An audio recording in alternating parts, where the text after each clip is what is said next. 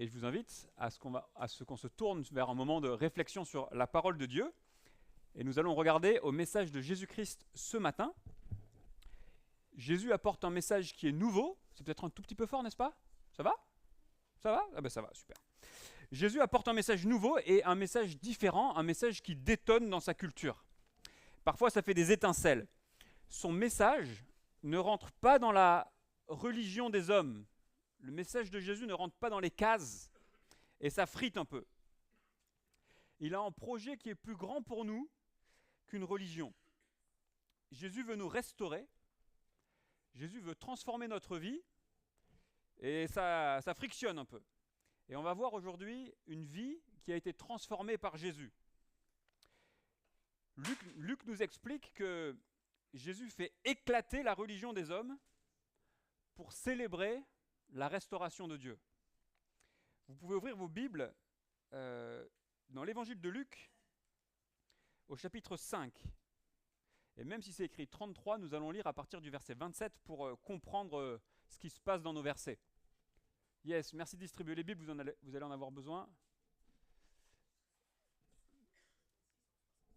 Page 665 des Bibles qui sont distribuées. Voilà. Page 665, Luc, l'évangile de Luc, chapitre 5, à partir du verset 27.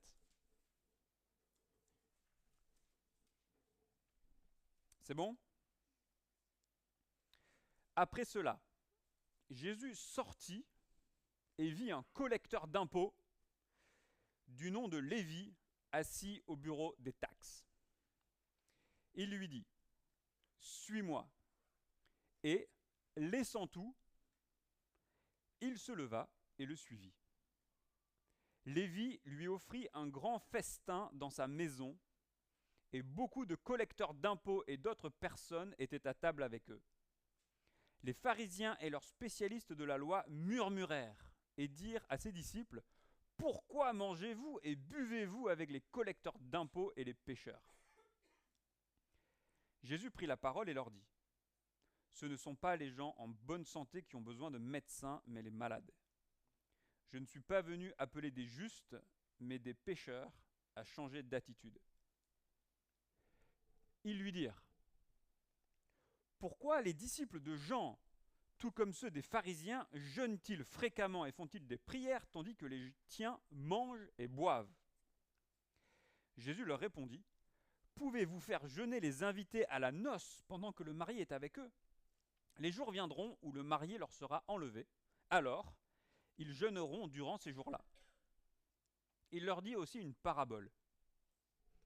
Personne ne déchire un morceau de tissu d'un habit neuf pour le mettre à un vieil habit. Sinon, il déchire l'habit neuf et le morceau qu'il en a pris n'est pas assorti avec le vieux. Et personne ne met du vin nouveau dans de vieilles outres, sinon le vin nouveau fait éclater les outres. Il coule et les outres sont perdues. Mais il faut mettre le vin nouveau dans des outres neuves et les deux se conservent. Et aussitôt après avoir bu du vin vieux, personne ne veut du nouveau, car il dit, le vieux est meilleur. Un bon Bordeaux, c'est meilleur que le Beaujolais nouveau. Non, je rigole.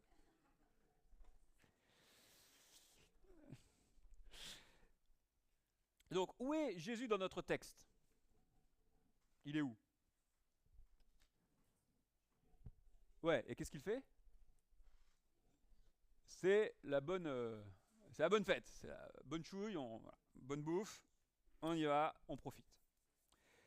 Il est chez Lévi. Lévi était un collecteur d'impôts qui était absolument détesté parce qu'il trichait dans la collecte d'impôts. En fait, les Romains sous-traitaient la collecte de l'impôt à des personnes qu'ils choisissaient parmi le peuple. Et bien sûr, ils arrondissaient la collecte et puis ils récupéraient ce qui était arrondi. D'accord? Donc, c'est des gens qui étaient absolument haïs par le peuple. Et donc, Jésus va chez la personne haïe, il lui dit « Suis-moi », le gars, il lâche tout et il va chez lui, il va manger. Qu'est-ce qui se passe justement chez Lévi?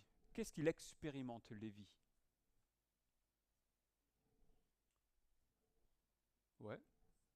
Il passe de quoi à quoi? Physiquement, il était où? Ouais, non, mais physiquement, il était assis au bureau des taxes. Donc il faut imaginer Lévi là, avec ses piles de fric là. Donc il était assis au bureau des taxes, il touchait la caillasse, quoi. Il était dans le fric, tu vois. Et il lui arrive quoi? Hein, il se lève, il laisse tout, il change. Donc il y a vraiment un changement d'amour. Enfin, j'imagine que si vous avez une situation comme ça chez les Romains, c'est du pain béni, quoi. Vous lâchez pas, vous avez eu votre concours là, vous êtes bien, vous êtes. Et Lévi, il lâche tout. Donc il a un amour, il a une suggestion, il a un attachement qui est plus grand à Jésus pour lâcher la bonne situation qu'il avait avant. Vous comprenez, il y a un changement de boussole, mais complet chez Lévi. Donc Lévi a un changement de boussole, il fait une grande fête, Jésus est chez Lévi, et avec qui est-ce que Jésus parle? Ou plutôt qui vient parler à Jésus? Les pharisiens, les docteurs de la loi, les pros de la religion, les genres de personnes, ils avaient leur siège officiel au premier rang dans les synagogues. Voilà, c'était leur place là, c'était les pros. Et quelle est l'ambiance avec eux? Hein, ouais, ils cassent l'ambiance un peu. Donc c'est la fête, mais t'as les relous, ils viennent, t'as les religieux, ils cassent l'ambiance. Et ils font donc 2 critiques à Jésus. Vous en avez une au verset 30. Première critique. Hein? Pourquoi mangez-vous et buvez-vous avec ces pécheurs, avec ces gens-là qui ne le méritent pas, quoi, avec eux, quoi. Donc ça, c'est la première remarque. Et la deuxième? Pardon? Ouais, pourquoi ils sont... Vous êtes de mauvais religieux. Vous bouffez. Hein, Jésus était appelé l'ami des pécheurs. Il était un... Excusez-moi, j'ai un trou.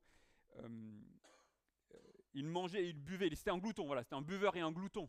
Parce qu'il était avec des gens qui célébraient. Et Jésus mangeait et célébrait avec les gens qui célébraient. Et donc, aux yeux des religieux, il ne fait pas assez d'actes religieux. Alors, pourquoi une telle tension? Eh bien, Jésus prêche un message de restauration. Comme une maison que vous aurez envie de restaurer. Jésus veut nous restaurer à son image.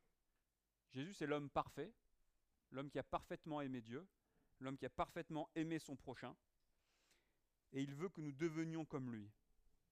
Il y a quelque chose de très contre-intuitif, c'est que l'homme et la femme, nous avons été créés pour aimer et servir notre prochain. Et c'est quand on perd notre vie pour aimer Dieu et aimer notre prochain, c'est précisément quand on la perd pour aimer qu'on retrouve notre vie. C'est quand on devient second qu'on retrouve notre vie. Au début de l'évangile de Luc, Jésus fait une référence à un prophète de l'Ancien Testament, il fait une référence à Ésaïe. Et il dit « Je viens libérer, je viens guérir, je viens restaurer, je viens rendre la vue ». Et c'est bien ce que Jésus est en train de faire avec Lévi. Lévi était prisonnier de sa cupidité, et le texte nous dit, et c'est peut-être un peu un résumé, mais le texte nous dit que Jésus libère Lévi de sa cupidité, et on le voit, il quitte littéralement l'argent pour suivre Jésus. Lévi était aveuglé par la cupidité, et il lui permet d'avoir une nouvelle vision de la vue. Lévi était condamné par ses concitoyens, et il était condamné par Dieu pour son injustice, son vol, Jésus le pardonne. Et ce Lévi va avoir un nouveau projet de vie, il va suivre Jésus, et c'est lui qui va écrire l'évangile de Matthieu. C'est Matthieu dans le texte, Lévi. Comme Pierre, vous avez Simon-Pierre, c'est la même personne. Lévi-Matthieu, c'est très probablement la même personne. Donc quand Jésus dit « J'accomplis Ésaïe, je viens restaurer », et bien là vous avez un exemple. Lévi est restauré. C'est ça la foi chrétienne. Dans le texte, Jésus utilise une autre image. Il utilise l'image de la guérison. Il dit « Je suis le divin médecin, je viens guérir ». C'est les malades qui ont besoin d'un médecin. Ce pas les gens bien portants. Restaurer, guérison, c'est ça le centre du message de Jésus. Et comment est-ce qu'on peut l'être? C'est pas dans notre texte, c'est juste avant. Eh bien, il faut venir à Jésus avec une foi totale. Et juste avant ça, Jésus a raconté l'histoire où vous aviez des gens qui voulaient amener leur ami malade à Jésus. Il y a tellement de monde qui ne peuvent pas le faire. Qu'est-ce qu'ils font? Ils pètent le toit, et ils passent par le toit et ils descendent le bonhomme au milieu de la pièce. Pourquoi Jésus raconte ça? Pourquoi Luc raconte ça? Luc nous explique ça pour nous dire, si tu veux être restauré, si tu veux être guéri par Jésus, viens à lui avec une foi qui est totale et tu seras guéri. Voilà la foi que Jésus nous propose, une foi qui restaure et une foi qui guérit. Maintenant qu'on a compris ça, on comprend le texte. On comprend le texte parce que les pharisiens défendent une contrefaçon. C'est quoi la contrefaçon? Ça ressemble à Chanel, ça brille comme Chanel, mais c'est pas Chanel. Et c'est vachement moins cher aussi. Et puis au bout de 3 jours, c'est foutu. D'accord? C'est la contrefaçon.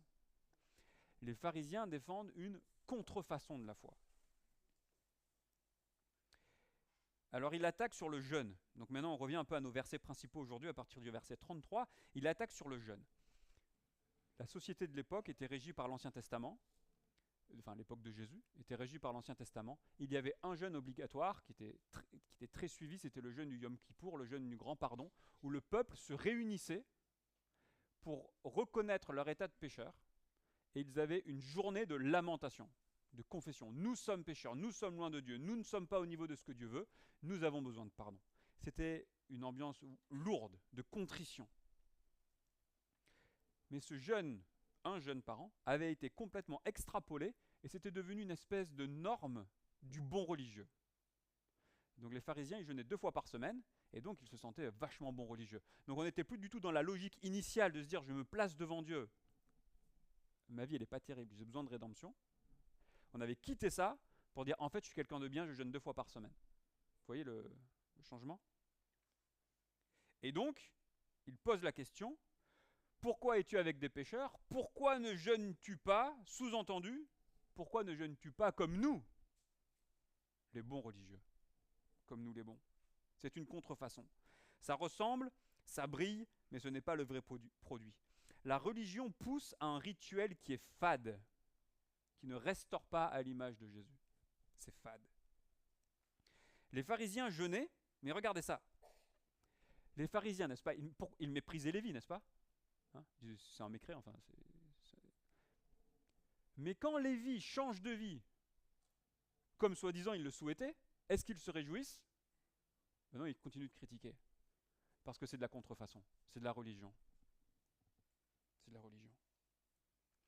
Et donc là, on a un bon test, un bon voltmètre. On peut évaluer notre pratique religieuse, si vous en avez une. Si vous ressentez de l'orgueil envers ceux qui sont moins bien, si vous critiquez ceux qui ne fonctionnent pas comme vous, alors attention, c'est peut-être la contrefaçon. A l'inverse, que produit la restauration dans le texte? Ben c'est Lévi, verset 34, pardon. On l'a dit, l'ambiance de Lévi, c'est la fête, hein, c'est la joie. Et Jésus répond à ces pharisiens, pouvez-vous faire jeûner les invités à la noce pendant que le marié est avec eux? Ben non, c'est pas logique. Quand on va faire la fête, quand on va à un mariage, c'est le moment de faire la fête. Sous-entendu, comme on l'a dit, le jeûne, la pratique de ne pas se nourrir pour se consacrer à Dieu, c'est une pratique de contrition. C'est une pratique qui amène de la peine. Quand on ne mange pas, ok, tu sautes ton premier repas, assez rapidement, au bout de quelques heures, tu vas commencer à pas être bien, mal de tête, machin, enfin, tu n'es pas bien. On jeûne parce qu'on manifeste physiquement une réalité intérieure où on dit, en fait, je ne suis pas bien devant Dieu. Alors on ne mange pas, on se prive de nourriture pour ressentir ce que par conviction on croit devant Dieu. Vous suivez le raisonnement? Par conviction, on dit à Dieu, je te demande pardon, j'ai des fautes, j'ai besoin de restauration, et donc on se met dans une situation de peine en jeûnant. Une fois, quelqu'un me raconte des choses pas terribles qu'il a fait, et je lui dis, peut-être que tu pourrais simplement demander pardon à Dieu et accepter une restauration de Dieu. Et la personne me dit, j'ai peut-être fait quelque chose de mal, mais je ne ressens pas la culpabilité, je ne vais pas l'inventer la culpabilité. Jeûne, saute 3 repas, et assez rapidement tu vas aligner tes émotions sur ce que tu devrais ressentir en fait. C'est ça le jeûne. Et donc Jésus dit, je suis là, et quand je suis là, c'est pas le moment pour jeûner. C'est pas le moment pour être contrit, c'est le moment pour faire la fête. Et Jésus jeûnait, hein, c'est pas mal de jeûner. Jésus a jeûné, Jésus a prié, les disciples jeûnaient, les disciples priaient. Mais c'est pas ce qui qualifiait la venue de Jésus. Ce qui qualifie la venue de Jésus, c'est les gens qui célébraient leur restauration. Ce qui qualifie Jésus, c'est la fête. Ce n'est pas le moment d'être triste pour Lévi. Il commence une nouvelle vie. Quand on commence une nouvelle vie, c'est la fête. Jésus se compare à un marié. Dans l'Ancien Testament, Dieu se décrit comme le marié d'Israël. Et il dit, à un moment donné, notre mariage, elle est vachement bien. C'était dans l'Exode. On était jeunes mariés, c'était la fête, c'était trop cool. Puis est venu le temps des difficultés dans le mariage, des crises de couple, et finalement même du divorce. Parce que Israël s'est détourné de son Dieu. Israël s'est détourné de son mari divin. Mais là, Dieu vient en personne. Jésus, c'est le mari céleste qui vient séduire à nouveau et qui vient prendre soin de sa mariée. Jésus se compare à un jeune marié qui est fou de sa femme et qui flambe. Tu veux des fleurs? Fleurs. Tu veux une bague? Bague. Tu veux quoi? On y va. Les Seychelles? Les Seychelles. Tu veux? On y va. Go. Et on le voit avec Lévi. Lévi est malade, il le guérit. Le paralysé, juste avant, dans Luc 2, Luc 3, Luc 4, guéri. Toute la foule vient, guéri. Jésus, c'est le marié qui arrose de bénédiction. Vous comprenez? Et c'est le moment de la fête. C'est le moment de la fête. C'est la joie. Et est-ce qu'on ne ressent pas ça, nous aussi, quand les gens se font baptiser? Vous savez, quand les gens se font baptiser, on demande un témoignage. Et on aime bien les témoignages, n'est-ce pas? C'est la fête, les témoignages. Quand vous avez quelqu'un qui disait « ma vie, c'était toujours moi », j'ai demandé pardon, maintenant je suis tourné vers les autres. C'est magnifique. Quand vous avez quelqu'un qui vous dit « j'en avais marre de la religion, j'en avais marre de vivre une foi qui était fade, j'en avais marre de la contrefaçon, et maintenant j'ai trouvé Christ ». C'est la joie. Quand quelqu'un vous parle de la manière dont la drogue le détruisait, et la manière dont il a été restauré pour une vie qui mérite d'être vécue, c'est la joie. Et là, on a le voltmètre. Là, on peut le ressortir, le voltmètre. Et là, le voltmètre, il fait bzzz, il monte. La vraie restauration, la vraie foi, le vrai christianisme, c'est une foi de restauration. C'est comme un mariage. C'est comme quand on participe au mariage d'un ami. C'est la fête. Mais il y a une petite ombre au tableau au verset 35.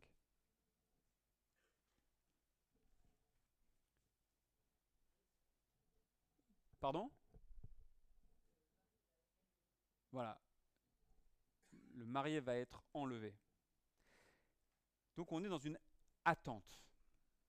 Jésus dit, aujourd'hui, c'est le moment de la fête. Je suis là. Je suis présent. Mais un jour, ça va devenir difficile. Je vais être enlevé. Je ne serai plus là. Et à ce moment-là, il va falloir jeûner. Ce sera le bon moment pour jeûner. Et effectivement, après l'ascension, quand Jésus retourne au ciel, les chrétiens vont jeûner. Vous lisez dans le livre des Actes que les chrétiens faisaient un culte, ils se réunissaient comme nous, et ils jeûnaient. Ils jeûnaient pour prendre de bonnes décisions, ils jeûnaient pour confesser leurs fautes, etc., etc. Et on doit bien comprendre la chronologie de la Bible. Vous avez l'Ancien Testament qui était une attente de la venue de Jésus. Et quand Jésus est venu, c'était la fête. Puis Jésus est reparti, et nous, on est là. Nous, on est dans l'attente à nouveau. Nous vivons le moment de la foi. Et un jour, ce sera la méga fête. Un jour, ce sera la méga fête. Quand Jésus reviendra, cette fête qui a commencé avec Lévi, cette fête qui commence quand on... Je pointe là-bas parce que le baptistère, on le met là-bas. Cette fête qui commence quand on entend les témoignages de gens qui sont restaurés en Jésus, c'est la fête qui commence. Et un jour, quand Jésus reviendra, nos vies seront complètement transformées et restaurées. Donc nous, on est dans l'attente. On est dans ce moment de transition entre les deux venues de Jésus. Et il y a une réalité que Jésus nous restaure déjà, mais que c'est pas complet. C'est intermédiaire. Et là, dans ce moment d'attente, on doit s'attacher à Jésus. On doit s'attacher à Jésus par le jeûne et par la prière. En particulier, nous, les Occidentaux. Les frères et sœurs, vous qui êtes de la diaspora africaine, quand vous parlez, vous comprenez le lien entre la prière, la vie spirituelle et la vie quotidienne. Et ça m'arrive parfois d'avoir des frères et sœurs qui viennent souvent d'Afrique qui me disent « Jérémy, j'ai besoin de la prière. Ma vie ne va pas bien, ou j'ai une difficulté. » Donc on est dans le quotidien. Et donc on va voir le pasteur et on va prier pour que le quotidien change. Alors, bien sûr, j'explique que la prière du pasteur n'est pas magique, donc on va prier ensemble, etc. Mais ce que je veux souligner, c'est qu'il y a des cultures où on comprend le lien entre Dieu, les choses spirituelles et les choses terrestres. Nous, les Occidentaux, on a pris un ciseau, on a coupé les deux. Il y a Dieu, voilà, on prie, et puis après, il y a ma galère. Et si on prie pour trop ma galère, non, mais ça fait un peu super spirituel. C'est important, donc c'est très important pour nous de jeûner pour redonner l'importance à ce qui est vraiment important. L'homme ne vit pas de pain seulement, mais de toute parole qui sort de la bouche de Dieu. Donc le pain, dans la culture de l'époque, c'était l'essentiel de la nourriture. Donc on pourrait redire, l'homme ne vit pas de nourriture seulement, mais de toute parole qui sort de la bouche de Dieu. Et en général, on n'oublie pas de sauter un repas, surtout nous les Français. Hein, un pause déjeuner, machin. Et le jeûne, c'est le moment où on dit, le quotidien me bouffe, jeu de mots pas fait exprès, le quotidien m'accapare mes pensées, etc., etc. Et à un moment donné, pendant un petit moment, je vais dire, eh bien, ce quotidien, je le mets de côté. La nourriture, je la laisse de côté pour que les paroles de Dieu deviennent ma nourriture essentielle. Je donne de l'importance à ce que je n'arrive pas à voir.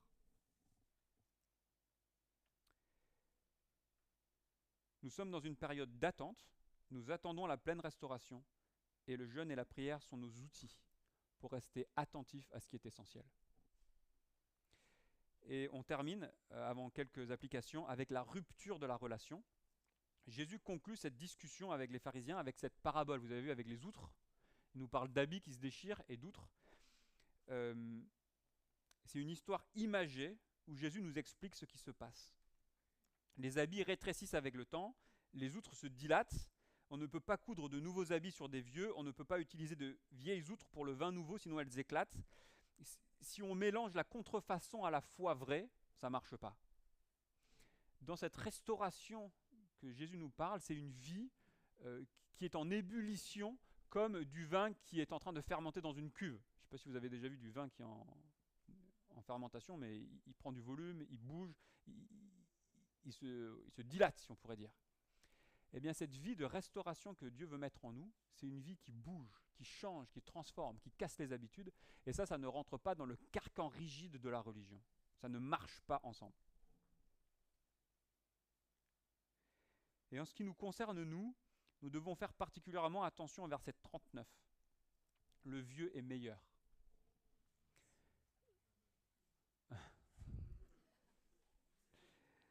Le vin vieux est meilleur. Jésus nous explique qu'on a naturellement tendance à préférer le statu quo. On a naturellement tendance à préférer la religion de façade et le vernis de la religion parce que c'est confortable. Parce que comme les pharisiens, ça nous donne de l'orgueil. Ça va, je suis un bon chrétien, je viens au culte de temps en temps, je sers un peu, tout ça. Et donc on se contente d'un petit vernis, ce qui génère en nous un petit peu d'orgueil, juste ce qu'il faut d'être confortable pour se dire ça va, je suis quelqu'un de bien. Et on ne bouge pas. Et la vraie restauration, on la laisse toujours suffisamment distante de nous pour que ça ne vienne pas déranger nos petites colonnes d'argent sur notre table du comptage de l'argent de Lévi. Et ça, c'est notre danger. C'est notre danger. C'est plus facile de faire semblant que d'être transformé. Lévi qui laisse la caillasse derrière, l'argent derrière, ça a dû lui faire mal. Hein. C'était toute sa vie, c'était toute sa cupidité. C'était douloureux. Le changement fait peur. La religion permet de s'enorgueillir et on aime ça. Et donc à nous de dire non, le vieux vin je laisse tomber et je vais sur le chemin du renouveau, de la restauration que Jésus me propose. À nous de préférer la restauration authentique plutôt que la contrefaçon humaine religieuse. Alors quelques applications pour terminer. 4 applications. Jésus fait éclater la religion des hommes pour célébrer la restauration de Dieu. Première application. Voulez-vous être restauré et connaître cette joie? Lévi était captivé par l'argent et ça a détruit sa vie. Nietzsche a dit que l'argent, donc vous savez, il a vécu il y a 150 ans, il a dit que l'argent deviendrait l'idole de l'Occident et il a raison. Vous savez, en ce moment, on se fait du souci pour nos retraites. Donc il y a des politiques qui disent qu'il faut faire plus d'enfants pour qu'on ait des retraites. Réfléchissez une seconde à cette phrase. Réfléchissez une seconde à l'éthique de vie et à l'anthropologie sur la vision de l'homme que cette phrase veut dire. Il faut faire plus d'enfants pour sauver nos retraites. Ça enseigne quoi sur l'homme? Nous sommes des bêtes économiques juste pour financer de l'argent et un système économique. On vit pour générer de la richesse, pour qu'on puisse un jour avoir une deuxième adolescence de la retraite où on sera tranquille. Dans nos vies, est-ce que nous ne sommes pas, nous aussi, assis à notre bureau des taxes en train de compter la richesse? Je lisais un témoignage d'un pasteur à New York qui réfléchissait à son groupe d'hommes. Vous savez, dans l'église, on a un groupe d'hommes et un groupe de femmes. C'est des lieux où on peut, pour discuter un peu plus facilement. Et il se disait, qu'est-ce que je vais enseigner aux hommes? Alors il s'est dit, pour les hommes, je vais faire une série sur les 7 péchés capitaux. Et donc, sur la sexualité, sur la colère, sur l'orgueil. Et sa femme lui dit, tu verras, la prochaine, c'est sur la cupidité, tu auras moins de monde. Bingo. Sexe, ça le comble. Or, colère, gérer sa colère, en plus le gars il est à New York, c'est rich trader, machin, les banquiers d'affaires, les avocats d'affaires. Colère, tout le monde était là. Ça le comble. Orgueil, ça le comble. Cupidité, ça le vide. Personne ne croit être cupide. Maintenant, on gère nos trucs, on gère la famille. Est-ce qu'on a besoin d'être restauré? Alors peut-être de la cupidité, mais peut-être d'autres choses qui te plombent, qui te rongent, qui te détruit. Et être restauré par Jésus, c'est douloureux, mais c'est merveilleux. Première application, est-ce qu'on est prêt à se lancer à être restauré? Deuxième application, c'est bien vivre notre période. Vivre une période d'attente, c'est difficile. La Bible se termine par Apocalypse 22, 20, avant-dernier verset de la Bible, viens Seigneur Jésus.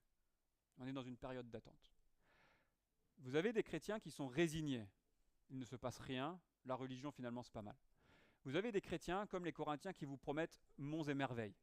Oui, si tu viens à Jésus, tout va être bien, ça va être merveilleux, tu vas résoudre tout, ça va être nickel. Ok, non, on n'est pas encore, d'accord? On est entre deux. On a un début, mais c'est pas facile. Il faut persévérer, et nous avons un outil précieux, c'est de jeûner pour aligner nos émotions sur ce qui est essentiel, Dieu et ses paroles. C'est le moment du travail, c'est le moment de la fidélité. Et on a besoin d'être ensemble. Est-ce que vous avez un endroit, est-ce que vous avez des frères et sœurs, est-ce que vous avez de vraies relations pour traverser cette période d'attente? Deuxième application, bien attendre. Troisième application, est-ce que les choses religieuses comme le jeûne, la prière, venir à l'église sont utiles? Eh bien, si ça génère de l'orgueil, tu prends ton voltmètre, orgueil, non, on arrête, ça ne marche pas. Si ça génère un attachement à Dieu et une restauration, alors vas-y à fond. On m'a posé la question, est-ce qu'il faut pratiquer le carême? Donc le carême, tradition catholique, ce n'est pas dans la Bible, mais c'est l'idée de se priver de certaines choses pendant un mois dans l'attente de Pâques. Ben pourquoi pas? Imagine, tu dis, je suis complètement consumé par la folie de la vie, ça va trop vite, j'ai même pas le temps de lire la Bible, je suis bloqué, j'ai pas prié depuis un mois.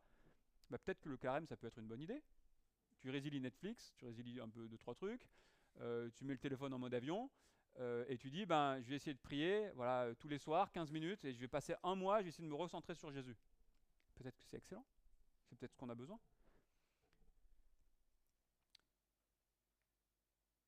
Donc oui, les pratiques religieuses peuvent être utiles si elles produisent de bons fruits. Et finalement, est-ce qu'on ose pratiquer ces choses, le jeûne et la prière? Nous sommes tellement dans l'idole de la jouissance, de l'idole de profiter. Il y a de la place pour l'effort. Ce n'est pas naturel d'être attaché à Dieu, ce n'est pas naturel d'attendre. On va avoir une semaine de jeûne et de prière du 7 au 13 avril. Donc voilà, c'est un peu en avant-première. On va finir de l'organiser, on va le diffuser.